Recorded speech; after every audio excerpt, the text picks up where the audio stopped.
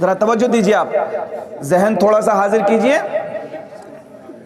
قرآن کا تلاوت کرنے والے، اور سب کو تلاوت کرنا چاہیے، تلاوت کیا کرو قرآن مجید کی، روزانہ پڑھا کرو، تھوڑا ہی پڑھو مگر روزانہ پڑھو. عزیزان ملت اسلامیہ، سورہ نمل ہے. کون سی سورت ہے؟ آیت نمبر 38 39 40. سورہ نمل کی آیت نمبر 38 39 40 جو میں پڑھنے جا رہا ہوں. حضرت سلیمان علیہ السلام کو خبر دی گئی، ایک ہدہد کے ذریعے ایک خبر دی گئی کہ اے بادشاہ، اے اللہ کے نبی، اے سلیمان، اے ابن داؤد، اسی ملک میں جبکہ اللہ تبارک و تعالی نے آپ کو بہت بڑی حکومت سے نوازا ہے. سلیمان علیہ السلام کی پوری دنیا پہ حکومت تھی. حضرت سلیمان علیہ السلام کی پوری دنیا پر حکومت تھی، اور بلکہ لوگوں کی حکومت انسانوں پہ ہوتی ہے، مگر حضرت سلیمان علیہ السلام کی حکومت جنات پر بھی تھی. حضرت سلیمان کی حکومت ہواؤں پر بھی تھی. حضرت سلیمان کی حکومت فضاؤں پر بھی تھی. حضرت سلیمان علیہ السلام اگر حکم فرماتے ہوا کو کہ میرا تخت اڑا کے لے جا، تو وہ تخت کو اڑا کے لے جاتی. جنوں انسان پر آپ کو اختیار دیا گیا تھا حضرت سلیمان علیہ السلام کو. تو حضرت سلیمان علیہ السلام کو آپ کے ایک پرند ہدہد نے خبر دی کہ حضور، ملک یمن میں ایک عورت رہتی ہے جو نہایت ہی حسین و جمیل ہے، ملکہ ہے، وہ بادشاہ ہے وہ اپنے وقت کی. بڑے بڑے سلاطین اس کے آگے جھکتے نظر آتے ہیں. بہت دولت ہے اس کے پاس، بہت سا خزانہ ہے، بہت بڑی حکومت کرتی ہے، اور بہت بڑے تخت پر بیٹھتی ہے. اس کا تخت جو ہے 40 گز چوڑا ہے اور 80 ہاتھ، 40 ہاتھ چوڑا اور 80 ہاتھ جو ہے وہ لمبا ہے. اس پر بڑے شان کے ساتھ حکومت کرتی ہے. مگر افسوس یہ ہے کہ اللہ تبارک و تعالی نے اسے حکومت عطا فرمائی ہے، مگر وہ ستاروں کو پوجتی ہے. کسے پوجتی ہے؟ ذرا آپ کی توجہ ہے، کسے پوجتی ہے؟ ستاروں کی پرستار ہے، ستاروں کی عبادت کرتی ہے، ستاروں کو پوجتی ہے. حضرت سلیمان علیہ السلام نے فرمایا، اچھا، اللہ تبارک و تعالی حکومت عطا کرتا ہے، اللہ سلطنت دیتا ہے، اللہ حسن و جمال دیتا ہے، اللہ جود و نوال دیتا ہے. سب کچھ جس انسان کے پاس ہے وہ اللہ ہی کا عطا کیا ہوا ہے، اور وہ اللہ ہی کو بھول جائے. لہٰذا اس کو ہم دعوت دیتے ہیں کہ وہ مسلمان ہو جائے، وہ اسلام میں داخل ہو کر مطیع ہو کر ہمارے پاس آ جائے. لہٰذا حضرت سلیمان علیہ السلام ایک رقعہ لکھتے ہیں، ایک خط لکھتے ہیں حضرت سلیمان علیہ السلام، اور ہدہد کے حوالے کر دیتے ہیں کہ جاؤ اس ملکہ بلقیس تک پہنچا دو، اس کو بتا دو کہ وہ ہمارے دربار میں آ جائے اور اسلام کو قبول کر لے، باطل خداؤں کی عبادت بند کر دے اور خدا کی پرستار ہو جائے، خدا کی عبادت شروع کر دے، اپنی پیشانی کو اپنے رب کے آگے جھکا دے.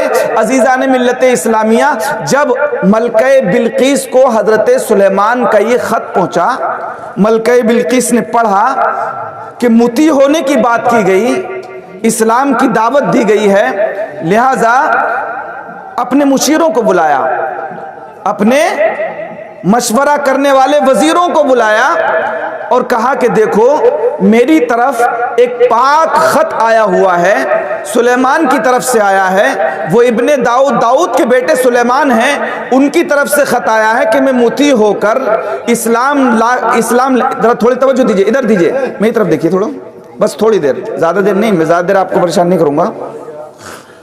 حضرت سلیمان علیہ السلام کی طرف سے یہ خط آیا ہے. ملکہ بلقیس نے پڑھا اور اپنے مشیروں سے مشورہ لینا شروع کیا.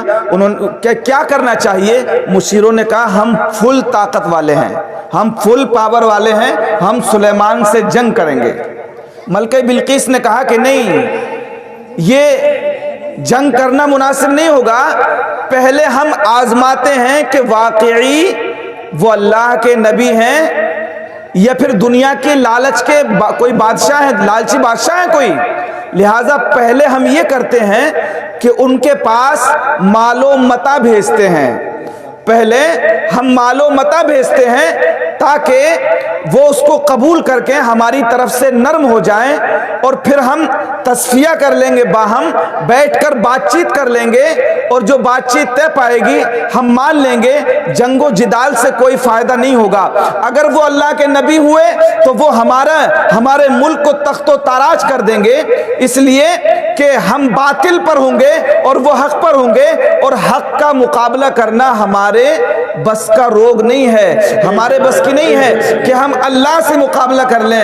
حضرات, کافر مشرک بھی جانتا ہے کہ اللہ سے مقابلہ نہیں کیا جا سکتا, اور یہ لوگ داڑیاں رکھا کر اللہ سے مقابلہ کرنے کو چلے ہیں.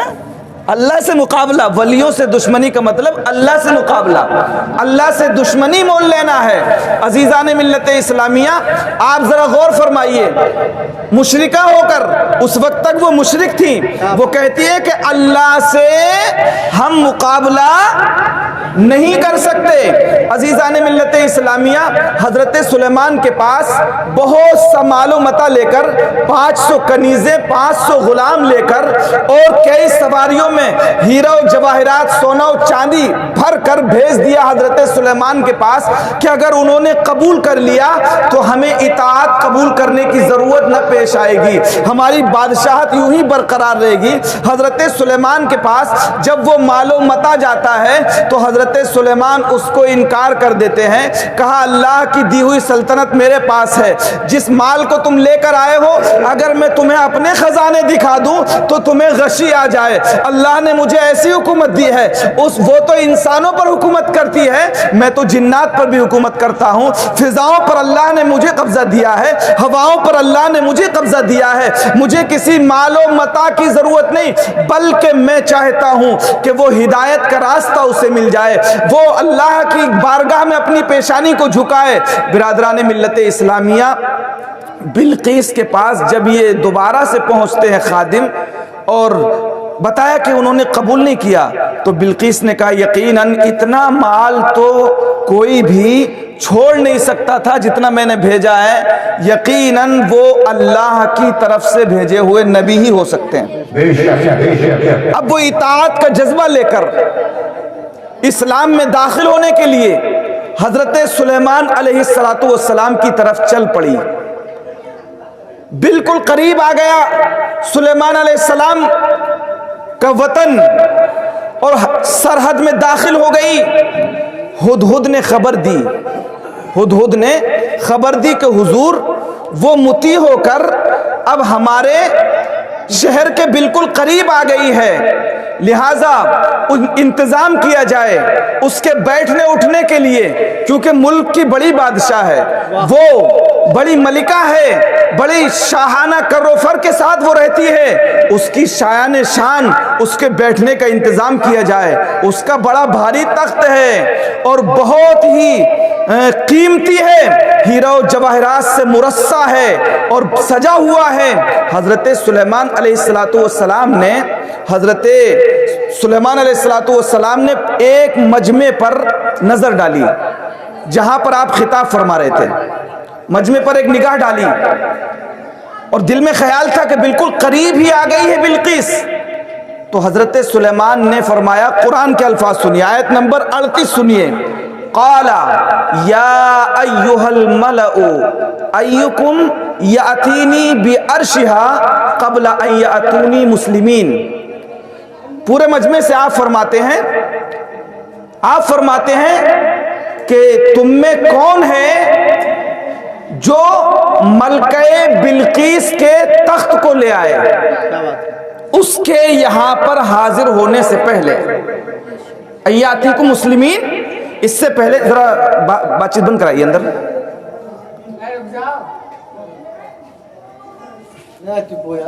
درود پاک پڑھیے, اللہم صلی علی سیدنا و مولانا محمد مبارک وسلم صلاۃ و سلام علیک یا رسول اللہ. بات سمجھ میں آ رہی ہے آپ کے؟ ذرا بات سمجھ میں آ رہی تو ایک مرتبہ یا رسول اللہ بول دیجیے، ہاتھ اٹھا کے بول دیجیے یا رسول اللہ۔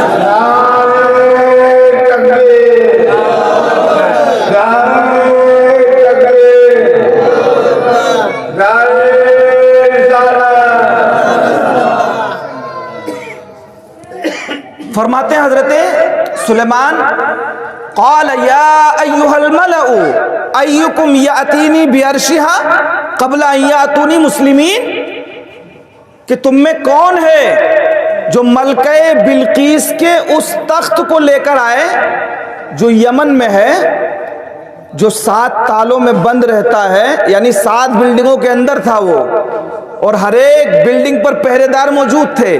حضرت سلیمان فرماتے ہیں کہ تم میں کون ہے جو ملکہ بلقیس کے آنے سے پہلے اس تخت کو لے آئے۔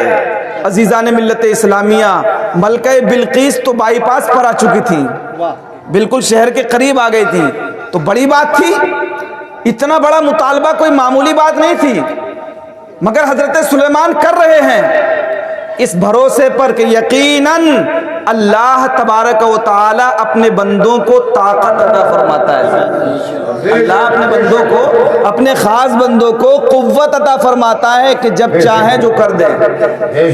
طاقت عطا کرتا ہے کہ نہیں اللہ؟ اس میں ثابت ہوگا۔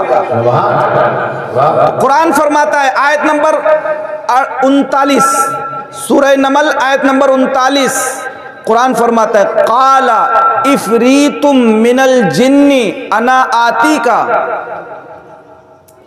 قرآن فرماتا ہے ایک جن کھڑا ہوا جو افریت تھا،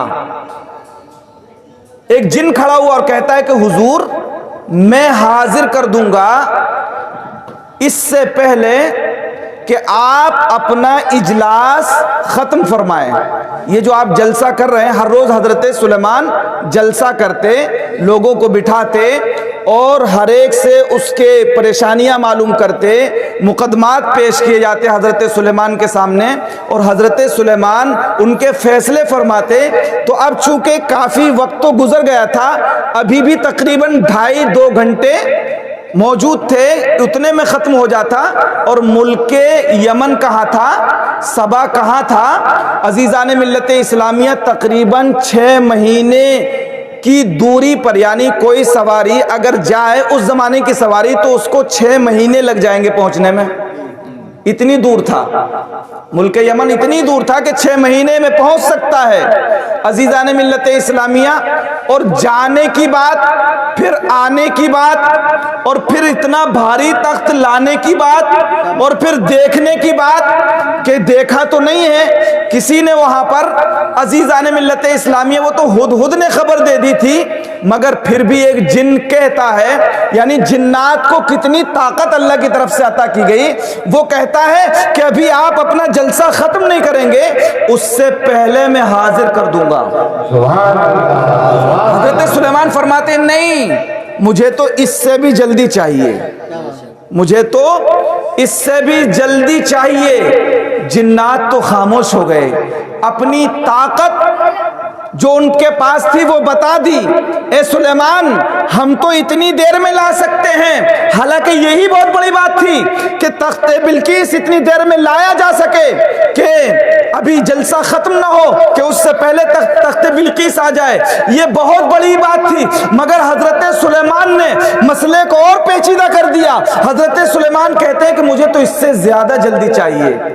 اب قرآن سنو، آیت نمبر 40 سنو، قال الذی عندہ علم من الکتاب، پھر ان میں سے ایک شخص کھڑا ہوا، وہاں پر ایک شخص کھڑا ہوا، ایک انسان کھڑا ہوا جس کو کتاب سے کچھ علم تھا، کتاب سے پوری کتاب کا علم نہیں، یہ تو قرآن پاک کا زندہ و جاوید معجزہ ہے کہ پوری کتاب کا علم اور پورے کتاب کو یاد کرنا اللہ تبارک و تعالی نے اپنے حبیب کے امتیوں کو آسان کر دیا ہے، ورنہ پہلی کتابیں جتنی بھی ہوتی تھی وہ صرف نبی کو یاد ہوتی تھی، मगर ये जो शख्स खड़ा हुआ ये कोई नबी नहीं था, ये कोई नबी नहीं था, ये कोई जिन नहीं था, बल्कि ये एक शख्स था जिसको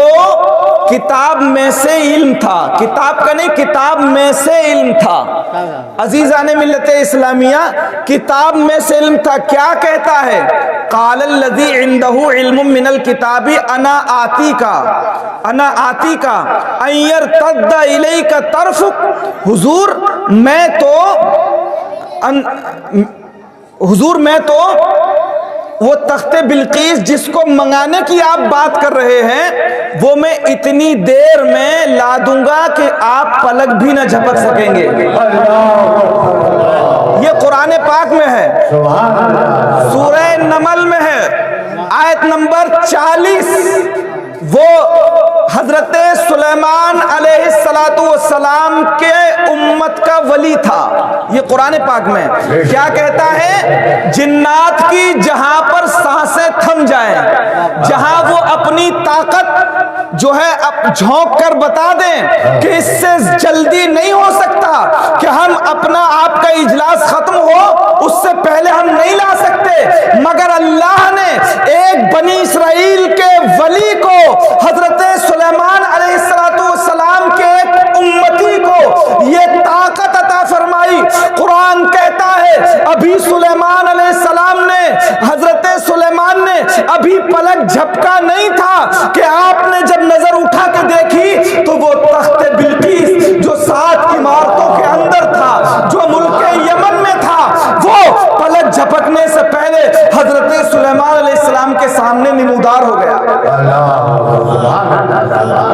आप अंदाजा कर सकते हैं कि जब बनी इसराइल के वली को ये ताकत है, ये इल्म है कि वो बैठा भी है, वहीं बैठा है, अभी उस महफिल से उठा भी नहीं, कहीं गया भी नहीं, मगर उसके बावजूद हाल क्या है कि तख्ते बिल्कीस देखा भी नहीं था, 7 तालों के अंदर बंद है।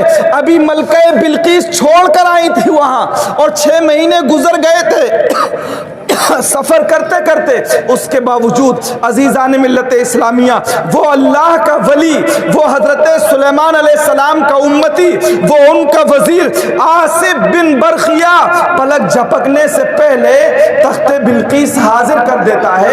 अजीजान मिल्लत इस्लामिया, जब तख्ते बिल्कीस को बनी इसराइल का वली कोसों मील की दूरी से, वो सैकड़ों मील की दूरी से ला सकता है, तो इस उम्मत का वली तो गौसे आजम है। क्या बात है? इस उम्मत का वली तो गौसे आजम है। और हर वली को निस्बत हासिल होती है किसी न किसी नबी से, इसलिए उनकी करामतें जो होती हैं उसमें उसी नबी का रंग नजर आता है। आप वलियों की करामतें अक्सर सुनते रहते हैं, कोई वली किसी मुर्दे को जिंदा कर देता है तो वो उसकी जो तरबियत होती है वो हजरत ईसा अलैहिस्सलाम की नबूवत के तरीके पर होती है। अजीजान मिल्लत इस्लामिया, गौसे आज़म फरमाते हैं अल विलायतु जिल्लुन नबूवती व नबूवतु जिल्लुल उलूहियती, यानी वली की विलायत जो होती है वो नबी की नबूवत का अक्से जमील होती है, और नबी की जो नबूवत होती है वो अल्लाह के जमाल का अक्से जमील होती है। अजीजान मिल्लत इस्लामिया, इसका मतलब यह है कि जब बनी इसराइल के वली को ये ताकत और ये इल्म दिया जा सकता है अजीजान मिल्लत इस्लामिया, तो मोहम्मद अरबी के वली को ये ताकत क्यों नहीं दी जा सकती? अच्छा, उनकी ताकत मानते हैं, उनकी ताकत मानते हैं, मगर अपने नबी जो सारे नबियों का इमाम है, जो रसूलों का इमाम है, हजरत गौसे आजम फरमाते हैं हर वली को किसी न किसी नबी से निस्बत होती है, मगर मेरी विलायत की निस्बत जो है वो मोहम्मदुर रसूलुल्लाह से है। और मोहम्मदुर रसूलुल्लाह को जो मौजज़ात की ताकत मिली होगी उसका अक्से जमील गौसे आजम है। अजीजान मिल्लत इस्लामिया, गौसे आजम को जो ताकत मिलती है वो मोहम्मदुर रसूलुल्लाह के जरिए से मिलती है। तो फिर जब सुलेमान के वली को ये ताकत मिली है तो फिर इस उम्मत के वली का अंदाजा कौन कौन लगा सकता है, उनकी रफ़तों का शुमार कौन कर सकता है, उनकी बुलंदियों और बुलंद पायगियों का शुमार कौन कर सकता है। आला हज़रत तभी तो कहते हैं वाह क्या मर्तबा ए गौस है बाला तेरा, ऊंचे ऊंचों के सरों से है कदम आला तेरा, सर भला कोई क्या जाने कहे कैसा तेरा, औलिया मलते हैं आंखें वो है तलवा तेरा, और तू घटाए से किसी के न घटा है न घटे, जब बढ़ाए तुझे अल्लाह ताला तेरा। अजीजान मिल्लत इस्लामिया, अब गौसे आजम के इल्म की एक झलक आपको दिखाऊं। उन्हें तो किताब से थोड़ा सा इल्म दिया गया था, मगर गौसे आजम कुरान के हाफिज भी थे। गौसे आजम की शख्सियत यह है कि अगर हम वलियों में देखते हैं तो बेमिसाल नजर आते हैं, हाफिजों में देखते हैं तो बेमिसाल नजर आते हैं, आलिमों में देखते हैं तो बेमिसाल नजर आते हैं, सूफियों में देखते हैं तो बेमिसाल नजर आते हैं, मुत्तकियों में देखते हैं तो बेमिसाल नजर आते हैं, परहेजगारों में देखते हैं बेमिसाल नजर आते हैं, इल्म वालों में देखते हैं तो बेमिसाल नजर आते हैं, अगर मुफ्तियों में देखें तो बेमिसाल मुफ्ती नजर आते हैं। आपको मुफस्सिर होने की हैसियत से देखें तो बेमिसाल मुफस्सिर नजर आते हैं। अगर आपको नींद नहीं आ रही हो तो गौसे आजम के इल्म की एक झलक आपको दिखाऊं। बोलो नींद तो नहीं आ रही है? थोड़ी देर और बर्दाश्त करेंगे, सुनेंगे? जरा एक मरतबा या रसूलुल्लाह कह दीजिए। दुश्मने अहमद पे शिद्दत कीजिए, मुल्हिदों की क्या मुरव्वत कीजिए, शिर्क ठहरे जिसमें ताज़ीम हबीब,